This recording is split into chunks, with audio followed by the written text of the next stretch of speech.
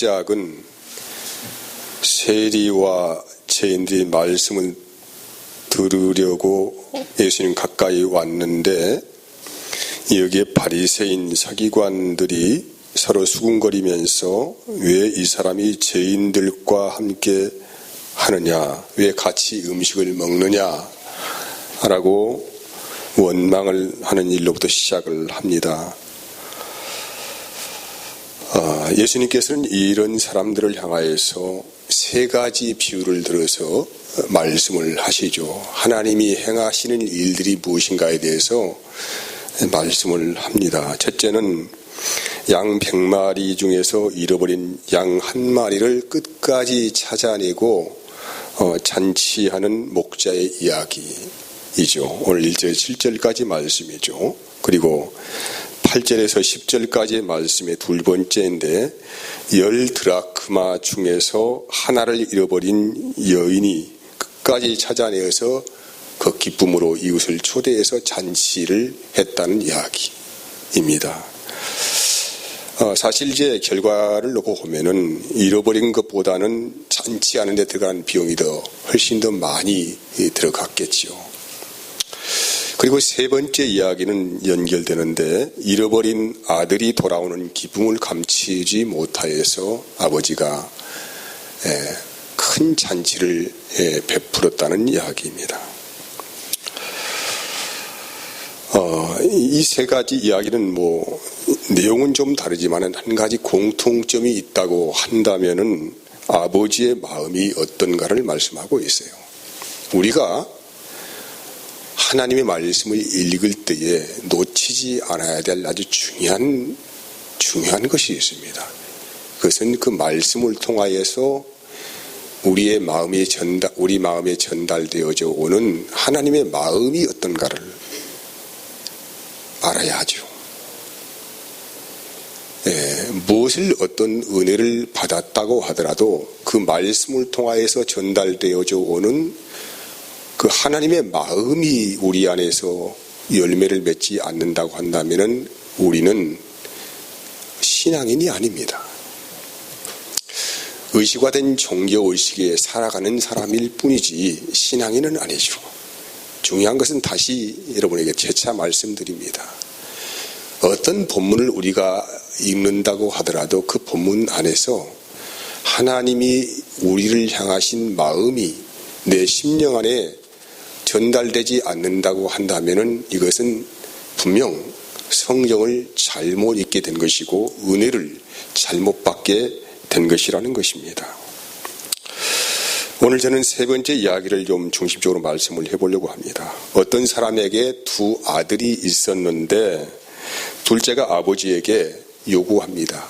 아버지, 나에게 나눠질 유산의 목이 있다고 한다면은 먼저 좀 땡겨서 주시면 어떻겠습니까? 라고 아버지에게 자기의 의견을 제시를 하지요. 물론 이제 그 깊은 이야기는 성경에 나타나고 있지 않습니다만은 아마 아버지는 아직 때가 이르다 어쩌다 이렇게 말을 했지 않겠습니까? 하지만은 아버지는 결국 아들의 요청을 거부하지 않고 재산의 몫을 미리 땡겨서 유산을 넘겨주게 됩니다. 여러분, 유산이라고 하는 것은 아버지가 돌아가실 때에, 부모가 돌아가실 때에 분배해 주는 것이 맞지요. 그런데 얼마나 참 황당한 요구를 둘째 아들이 하고 있습니까? 아무튼 이렇게 해서 유산을 미리 땡겨 받아가지고 둘째 아들은 즉시로 그것을 현금화시켜서 아버지가 살고 있는 나라에서 떠나서 종족을 간쳐버립니다. 아버지가 자기를 찾지 못하도록, 아무런 소식도 듣지 못하도록 이 아들은 먼 나라로 갔다고 성경이 밝히고 있어요. 이제 아들은 신바람 나서 그 나라에서, 먼 나라에서 정말로 자유를 만끽하면서 더 이상 아버지의 구속을 받지 아니하고 잔소리 듣지 아니하고 마음껏 자기가 하고 싶은 일을 하면서 살게 되었어요. 근데 성경은 그의 삶을 조명하고 있어요. 허랑방탕한 삶을 살았다. 여기에서 허랑방탕한 삶이라고 하는 것은 하나님 나라의 법을 어기고 자기가 원하고 바라는 삶을 추구했다는 것을 말씀하고 있습니다. 여러분, 세상 사람들이 살아가는 목적이 무엇입니까? 육신의 목적과 육신의 쾌락을 위한 그런 삶으로 일관된 삶을 살고 있지 않습니까? 성경은 그것을 죄인의 삶이다, 허랑방탕한 삶이다, 이렇게 말을 하는 것입니다. 그래서 이 아들은 얼마 다지 못하여서 분배받은 유산을 다 소진해버렸습니다. 그런데 엎친 데 덮친 격으로 그 아들이 떠나온 나라에 엄청난 해오리 바람이 불었는데 이제는 먹고 살 길이 막막해진 그런 어려운 시절을 만나게 되었다는 것입니다. 말 그대로 현대로 말한다면 경제적인 대공황 시대를 만나게 되었다는 거예요.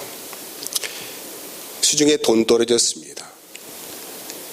그 나라의 살림이 어려워졌어요. 먹고 살 재간이 있습니까? 사람이 어려워지면 민심이 흉흉해지죠. 친구도 떠나고 다 떠나갑니다. 정말 각박한 민심만 있을 뿐입니다. 그런 세상에서 아들이 생존하기 위해서 해야 할 마지막 카드는 무엇이었겠습니까? 먹고 사는 건 고사하고 거처할 집도 없는데, 그래서 급히 강구하기를 내가 거처할 집만 있다고 한다면은 저를 좀 받아주시겠습니까? 그럼 제가 당신을 위해서 일 좀 하겠습니다. 그래서 얻은 직업이 뭐였냐면은 거처할 방 한 칸 넣고 이 아들은 그 나라에서 돼지를 치는 일을 했어요.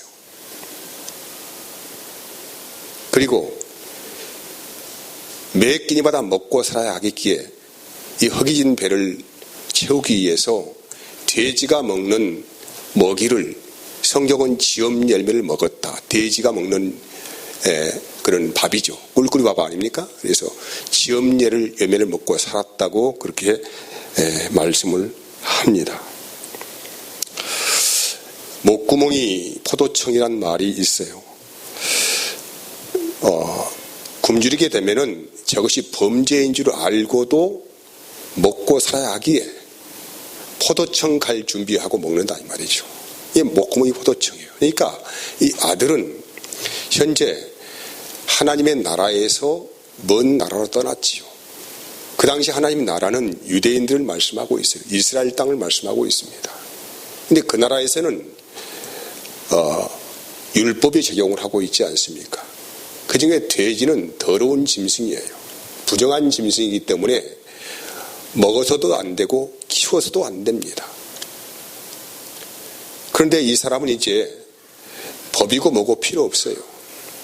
목구멍이 포도청인데 먹고 살아야 되지 않겠습니까? 그래서 그가 택한 직업은 돼지를 치는 일이었고 그것도 어렵게 구했습니다. 그리고 그는 근근히 돼지가 먹는 지엄 열매를 함께 먹으면서 생명을 연명해야 했다는 것입니다. 정말로 불쌍하고 처량한 신세가 되었다는 거예요. 정말 눈물나고 어려운 삶을 이 사람은 맞닥뜨리게 되었습니다. 이 말씀은 탕자의 이야기로 우리가 알고 있어요. 죄인의 나락으로 깊이 떨어진 사람을 묘사한 비유의 말씀이라고 합니다. 아버지를 떠났다는 것은 하나님의 품을 떠났다는 것이고, 두 번째 이 사람이 허랑방탕한 삶을 살았다는 것은 하나님의 나라의 법을 어기면서 살고 있었다는 것을 말씀을 하고 있습니다. 하지만 하나님의 은혜는 여기에서부터 시작됩니다. 오늘 본문의 17절 말씀에 서두에 보면은 어떻게 기록이 되어 있냐면은 스스로 돌이켰다라고 해요. 스스로 돌이켰다. 이 아들이 스스로 돌이켰다는 말은 이제는 아버지의 집을 생각했다 이 말이죠. 아버지의 품을 생각했다. 그래서 아버지의 품을 생각하면서 아버지의 품으로 다시 돌아가야 되겠다는 마음을 먹었다는 거예요. 그럼 아버지의 품으로 다시 돌아가야 되겠다는 마음을 먹게 된 동기가 무엇입니까? 아버지의 집은 품꾼들도 먹는 것이 넉넉하다는 것이죠. 잘 먹고 잘 살고 있다. 그래서 나는 여기에서 정말로 죽게 되었다는 것입니다. 아버지의 집안에는 일하는 품꾼들도 풍족한 삶을 살고 있는데 나는 여기에서 이제 굶어 죽게 되었다. 이런 탄식을 하면서 아버지의 품을 생각했다는 것입니다. 은혜는 여기에서 시작됩니다. 말하기를 이 사람은 이렇게 말합니다. 내가 아버지께 이르기를 내가 아버지여 내가 하늘과 아버지께 죄를 지었으니 지금부터는 아버지의 아들이라 일컬음을 감당치 못하겠으니 그저 이제 품꾼의 하나로만 여겨주시더라도 아들이 아닙니다.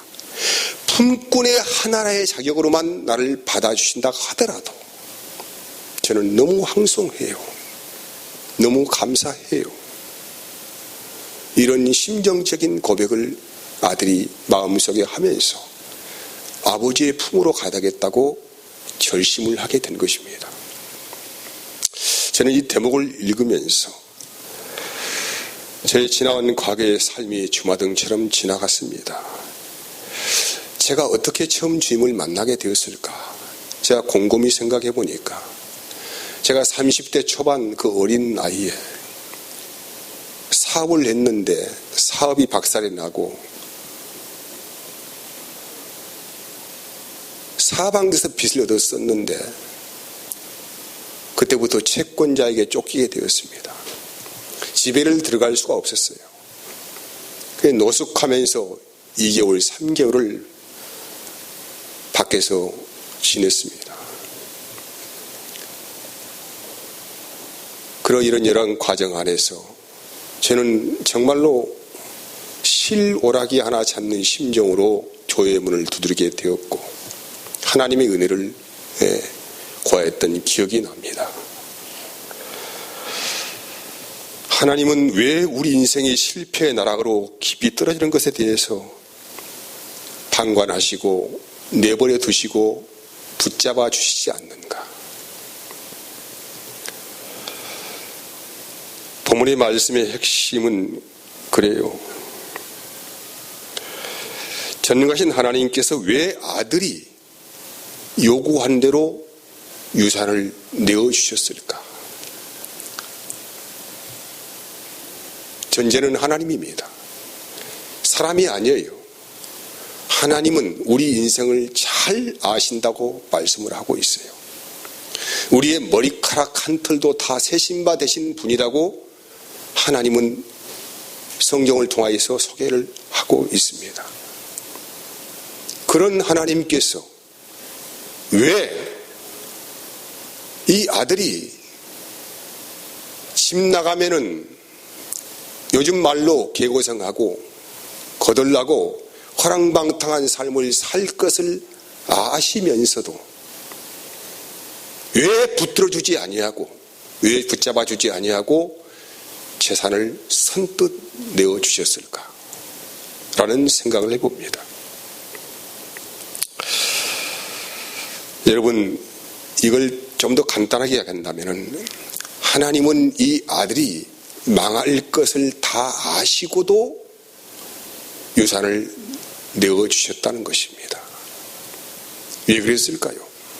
사람은요, 욕망에 불이 붙으면 누구의 말도 귀에 들어오지 않습니다.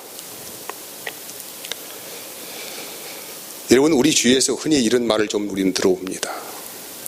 장성한 아들이, 장성한 자식이 부모에 대해서 다소 섭섭하다는 말을 이렇게 하는 경우가 있어요. 아버지, 왜 그때 나를 매를 좀 때려서라도 공부를 좀 할 수 있도록 그렇게 해줬으면 좋을 뻔했는데 왜 그렇게 하지 않으셨습니까? 아버지, 내가 그때 그런 생각을 하고 그런 길을 걸어가려고 할 때에 아버지께서 억지로라도 무릎 꿇어 앉혀서 나를 심하게 좀 다뤘으면 내가 그 길을 가지 않았을 거 아니겠습니까? 라고 장성한 아들이 섭섭한 마음을 가지고 그런 말을 하는 경우를 우리는 종종 들어봐요. 왜 그때 나를 그렇게 내버려 두셨습니까? 왜 그때 나를 막지 않으셨습니까? 우리 이런 말들 자주 들어보잖아요. 여러분, 사실 부모가 그 길을 막지 않았을까요? 입에 잔소리처럼 제발 그렇게 하지 말아라. 너 공부 열심히 해야 되지 않겠느냐. 이렇게 말을 하지 않았을까요? 근데 이 마음에 어떤 불이 붙은 사람들은 그 부모의 말씀들은 잔소리입니다. 듣기 싫어요. 부질없는 말이 되는 것입니다. 그래서 사람은 말이에요. 스스로가 깨우쳐 돌아오지 아니하면은 귀한 것이 무엇인지를 모른다는 거예요. 사람은 누가 말해서 들어서 돌아오는 경우는 거의 없다고 저는 생각을 합니다. 스스로가 깨우쳐 돌아오지 아니하면 안 돼요. 여러분, 우리가 답답하잖아요. 나는 이런 마음을 전달하고 싶은데 뭔가 장벽이 꽉 막혀 있는 것처럼 너무 답답한 게 있잖아요. 그렇게 답답한 게. 내 마음은 이렇게 해주고 싶은데 뭔가 막혀 있어요. 장벽이 막혀 있어. 대화가 통하지 않는 거예요. 하나님의 마음은 저는 이런 마음이었을 것이라고 생각을 해요. 왜 아들이 망할 것을 알고 화랑방탕한 삶을 살 것을 알면서도 요구한 유산을 내어주셨을까? 라고 물어본다면 이것은 하나님의 깊은 사랑입니다. 말할 수 없는 사랑이에요. 자식이 망하고 실패하는 그 모든 광경을 알고 있으면서도 하나님은 그 일에 대해서 억지로 하지 않으셨다는 것입니다. 그래, 네가 원하고 바라는 삶을 한번 살아보거라.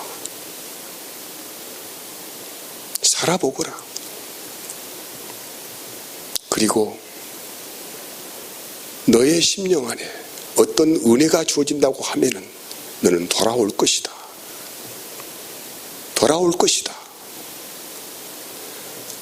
하나님은 그래서 오래 인내하시는 분이시죠. 오래 참아주시는 분이세요. 우리는 하나님에 대해서 많이 오해를 합니다. 하나님은 늘 우리 인생을 잘되게 하시는 분이라고 생각을 해요. 근데 하나님이 우리 인생을 잘되게 하신다는 그 말은 내가 생각하는 잘됨이 아니에요. 뭔가 좀 서로가 맞지 않아요. 언밸런스입니다. 왜냐하면 하나님이 우리를 사랑하시는 방법하고 우리가 세상을 살아가는 방법은 너무 다르기 때문입니다.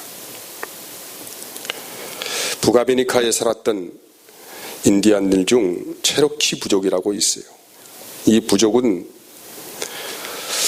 소년들이 이제 장성한 성인, 강인한 성인으로 성장할 수 있도록 여러 가지 훈련 코스를 마련해 놓습니다.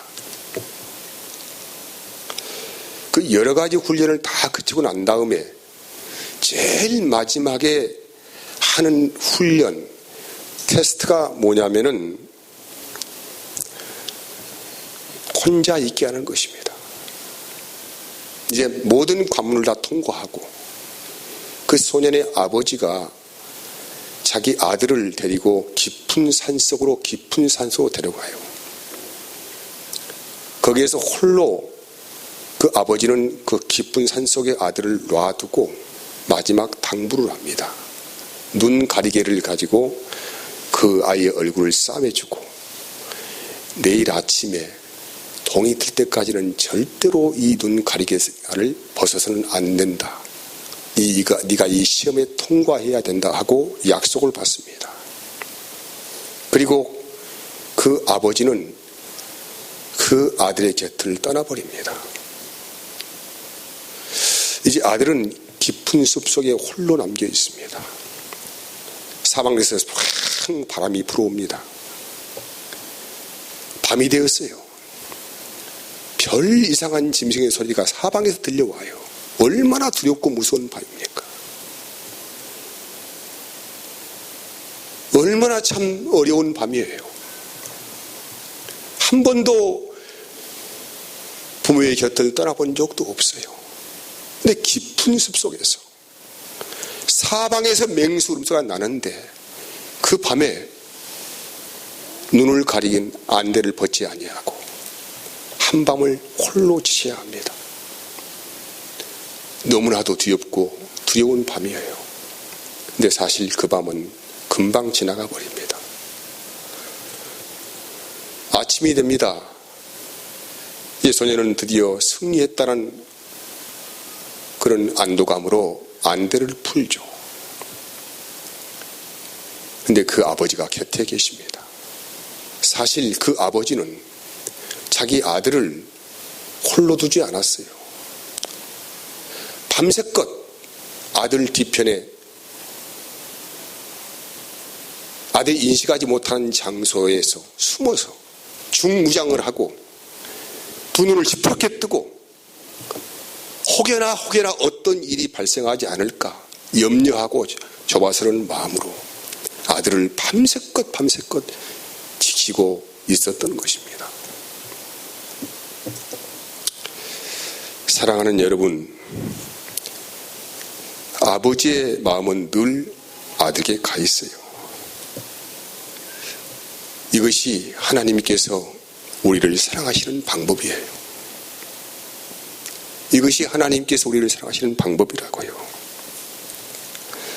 아들이 자기 자신의 꿈을 펼치겠다고 먼 나라로 갈 때에도 하나님은 만류하지 않았습니다. 그리고 그 나라에 난데없는 어려운 시대를 만나게 한 거예요. 먹고 살 길이 막막하게 만들어 버렸어요.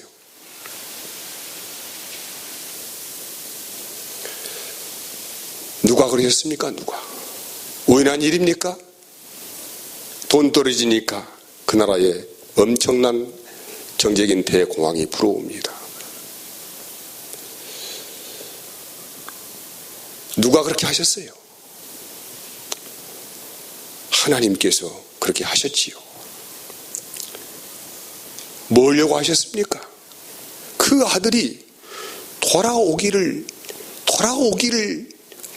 원하셔서. 우리가 신앙생활을 하다가 이해하지 못할 여러 가지 일 만날 수 있어요. 우리가 흔한 일 몇 가지만 말한다면 가정 파탄 만날 수 있습니다. 질병도 만날 수 있어요. 경제적인 정말 어려움에 직면할 수도 있어요. 근데 이것은 불신자들에게는 우연한 일이 될지는 모르겠지만은 우리 신자들에게는 우연한 일이 아닙니다. 하나님이, 그 전능하신 하나님께서 우리를 사랑하시기 까닭에 그 깊은 데로 우리를 몰아세워서 우리를 아버지의 품으로 진정으로 돌이키시기 위해서 허락하시는 일이라는 것에 대해서 우리는 생각해 보아야 합니다. 하나님이 허락하신 일이에요. 전능하신 하나님께서 그거 못 하시겠습니까? 전능하신 하나님께서 우리가 원하는 것 못 해주시겠습니까? 저는 예수 믿고 난 다음에 정말로 이해하지 못할 여러 가지 일들을 많이 겪어보았어요. 하나님이 아니면 그럴 수 없다라는, 절대로 하나님이 아니고는 이런 일이 일어날 수 없다라는 여러 가지 그런 일들을 저는 많이 겪어보았어요. 그런 하나님께서 우리 인생을 한 번도 눈을 떼지 아니하시고, 이스라엘의 하나님은 졸지도 아니하시고 주무시지도 아니하신다. 이 말씀을 우리 마음에 새겨 넣어야 합니다. 여러분, 우리가 아버지의 아들의 대우를 받을 만한 자격이 있어서 하나님의 자녀가 되었습니까? 혹이나 그렇게 생각하십니까? 나는, 나 같은 사람은 마땅히 하나님의 자녀가 될 자격이 있다라고 혹시 생각하고 있다고 한다면 이건 조금 문제가 있어요. 돌아오는 아들은 자격이 없는 아들이에요. 과거 이 사람은 자기 아들의 몫을 챙겨달라고, 내가 아버지 아들이니까 내 몫을 챙겨달라고 땡깡을 쓰면서, 내가 아버지의 아들 아니냐, 내 몫을 챙겨주라, 아버지가 나 사랑한다면 내 몫 챙겨주셔야 되지 않겠느냐, 이렇게 요구를 했어요. 근데 이제 아버지의 품에 돌아오는 아들은 자격이 없는 아들입니다. 나는 아버지의 아들이라고 일컬음을 얻을 만한 아무런 자격이 없어요. 그저 이제 나를 아버지의 집에서 종의 하나로, 품꾼의 하나로 그렇게만 받아주신다고 해도 나는 너무나도 황송하고 죄송하고 부끄럽습니다.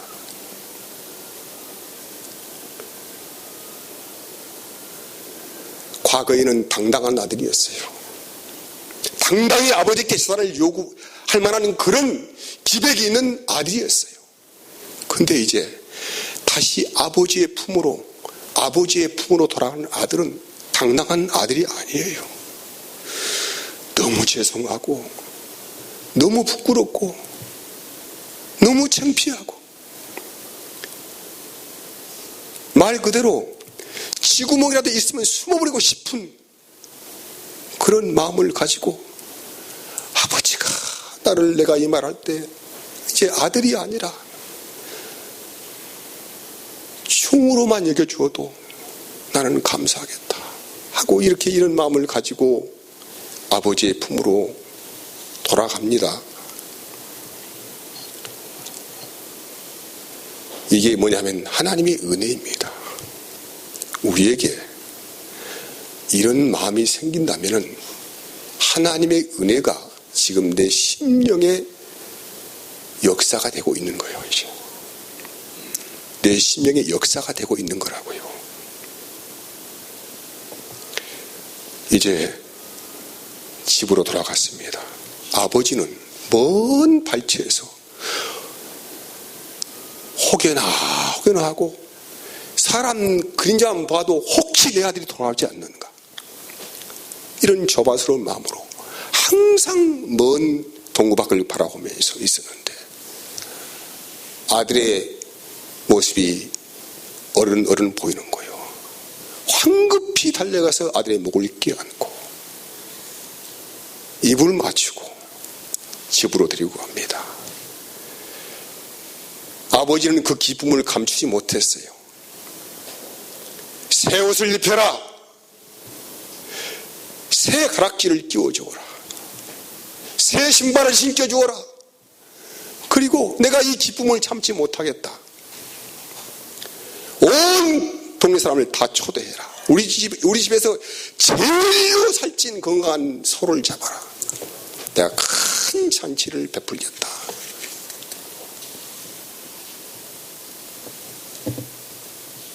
이렇게 해서 그 아버지의 집은 큰 잔치가 벌어졌습니다.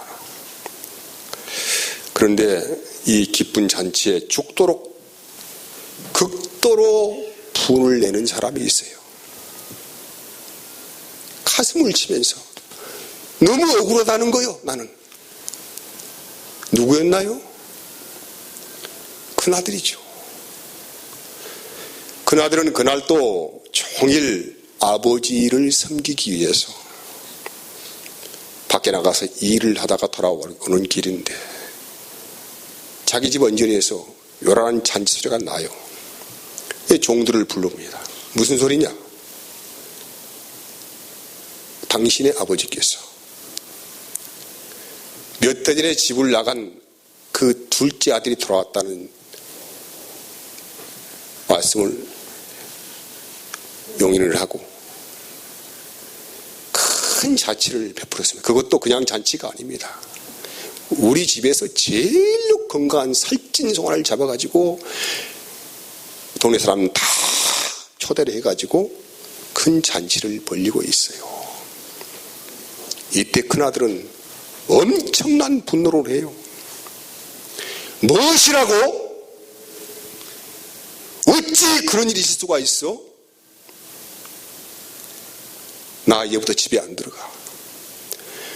나 이제 저 집은 꼴도 보기 싫어. 내가 나 집에 안 들어갈 거야 하면서 큰 분노를 냈어요. 오늘 여기 본문에 이렇게 기록하고 있어요. 28절 말씀에 이렇게 기록. 같이 읽어볼까요? 28절이에요. 시작. 그가 노하여 들어가고자 하지 아니하거늘. 집에 안 들어간대요. 나는. 그때 아버지가 이 큰아들의 모습을 보고 뛰쳐나옵니다. 아들아, 참 우리 집에 좋은 일이 생겼다.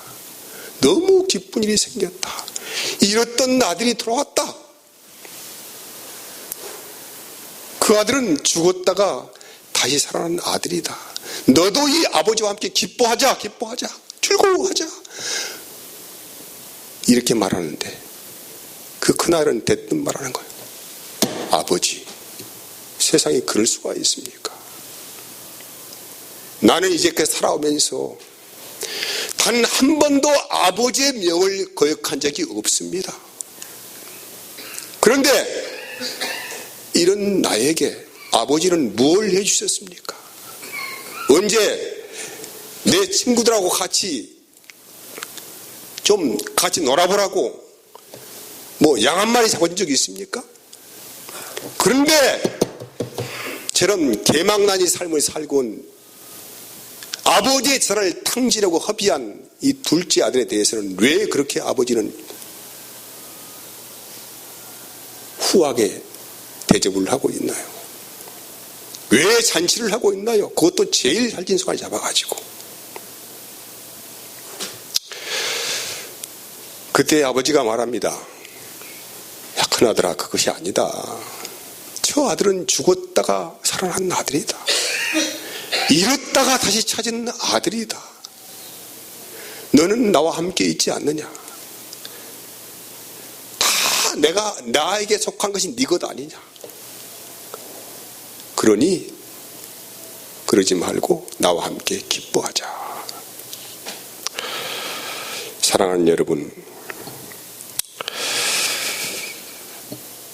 그나들은 아버지의 기쁨에 동참하지 못합니다. 그리고 이 말씀은 끝이 납니다. 둘째 아들은 아버지의 품에 돌아왔는데 큰 아들은 사실 아버지의 품을 떠나 있는 아들을 비유적으로 말씀하는 거예요. 초점은 큰 아들입니다. 자신은 아버지의 품을 떠난 적이 없어요. 아버지의 말씀도 어겨본 적이 없어요. 그러니 보상을 받으려면, 마땅한 보상을 받으려면 나 같은 사람이 보상을 받아야 한다고 그렇게 생각하는 사람이에요. 여러분, 저는 이 시간 여러분에게 묻고 싶어요. 혹여나 여러분 중에 이런 마음으로 살고 있는 사람이 있는가? 저는 조심스럽게 좀 묻고 싶습니다. 첫 번째예요. 옆에 동료가 은혜 받았다고 하면 혹여 질투가 나십니까? 두 번째예요. 누가 행복하고 기쁨을 누리며 살고 있는 모습을 보면 마음이 상하십니까? 세 번째입니다. 저 사람은 내가 전도하려고 공을 들였는데 누구누구 집사님이 전도해버렸다고 실망스럽습니까? 네 번째입니다. 아버지는 내 것이 다 네 것이라고 하시는데 아버지의 것을 늘 셈하면서 나에게 돌아올 몫을 기대하면서 나는 죽도록 교회를 섬긴다고 섬겼는데 하나님은 왜 나에게 어떤 보상도 해주시지 않을까라는 그런 시험든 마음이 있습니까? 마지막입니다. 아니면은 이도 저도 아니고 무관심 상태에서 교회에 대한 아무런 부담감이 없이 살고 있지는 않습니까? 5가지 질문을 저는 준비를 해봤어요. 혹여 이런 마음이 있다고 한다면 나의 모습은 큰 아들의 모습이에요. 아버지의 품에 번연히 살고 있다고 생각합니다. 아버지를 떠난 적이 없다고 생각을 해요. 근데 이 사람은 이미 아버지의 품을 멀리 떠나 있는 그런 사람이 분명하다는 것입니다.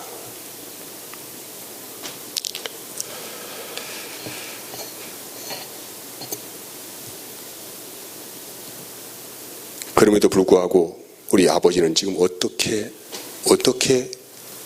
우리를 향하여서 기대하고 계십니까? 오늘 또 내일 또 아들이 그 집을 나간 순간부터 언제 돌아오려나 하는 노심초사하는 마음으로 늘 기다리고 계십니다.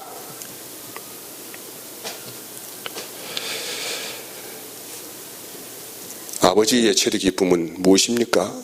자식이 회개하고 돌아오는 거예요. 회개하고.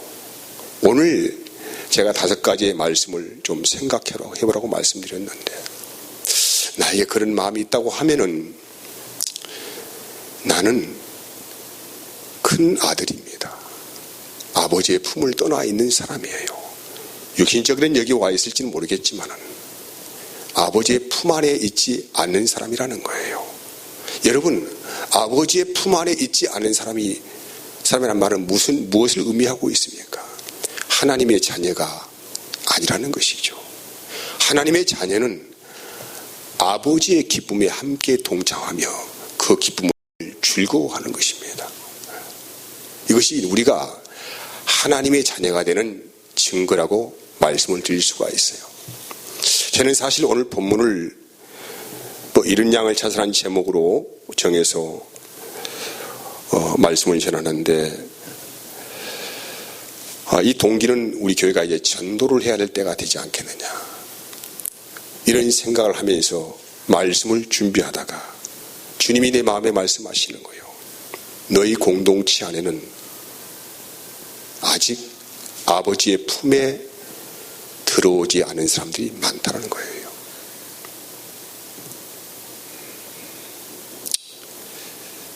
물론 여기에는 제 자신도 포함되어 있습니다.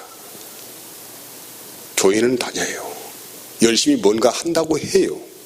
그런데 몸은 여기에 있지만 마음은 아버지의 품을 떠나 있는 그런 사람이 많대요.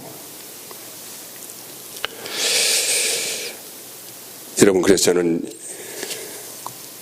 다시 한번 하나님의 은혜가 우리 교회에 임하여서 정말로 나의 아버지를 아버지로 인정해 드릴 수 있는 그런 은혜가 시작되었으면 너무 좋겠어요. 아버지의 집은 모든 것이 풍족합니다.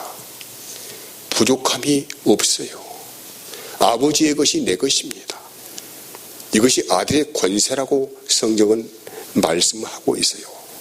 그런데 늘 아버지의 것을 세마기 좋아하고 왜 나의 것을 주지 않느냐고 불평불만한다든가, 혹여나 같은 교회 행복을 질투한다든가 이런 마음이 우리 안에 있다고 한다면 나는 지금 아버지의 품에 들어가지 않은 큰 아들이 된 것입니다. 저는 한 주간 우리 교회가 먼저 이 말씀 붙들고 기도했으면 좋겠어요. 세 가지예요. 양 100마리 중 잃어버린 양 한 마리를 찾아 헤매고 다니는 목자의 심정을 좀 깊이 생각해 보았으면 좋겠습니다. 두 번째, 10드라크마 중 1드라크마를 잃어버린 여인의 간절함을 가지고 온 방을 다 찾아 헤매면서 그 찾는 기쁨에 잔치를 벌였던 여인의 모습을 생각해 봤으면 좋겠어요. 세 번째입니다. 아버지의 품에 있지만은 아버지의 품에 떠나 있는 큰 아들의 모습을 생각해 봤으면 좋겠어요. 혹여나 기도하실 때에 이 세 가지 모습 안에서 내 자신의 모습을 발견한다고 한다면 하나님은 너무너무 기뻐하실 것입니다. 하나님은 그 기쁨을 감추지 못하여서 모든 하나님의 권세를 우리에게 이양시켜 주실 것입니다.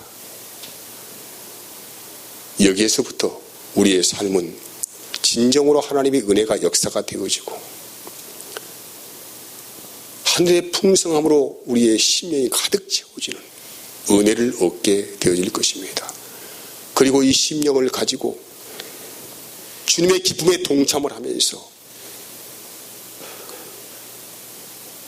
나에게 주어진 은혜가 무엇인가를 생각해 보면서 우리가 온 세상을 헤집고 돌아다니면서 하나님의 기쁨에 동참하기 위한 삶을 준비하게 될 것입니다. 한 주간의 삶이 그런 은혜가 있기를 진심으로 바라고 원합니다. 기도하겠습니다. 하나님 감사합니다.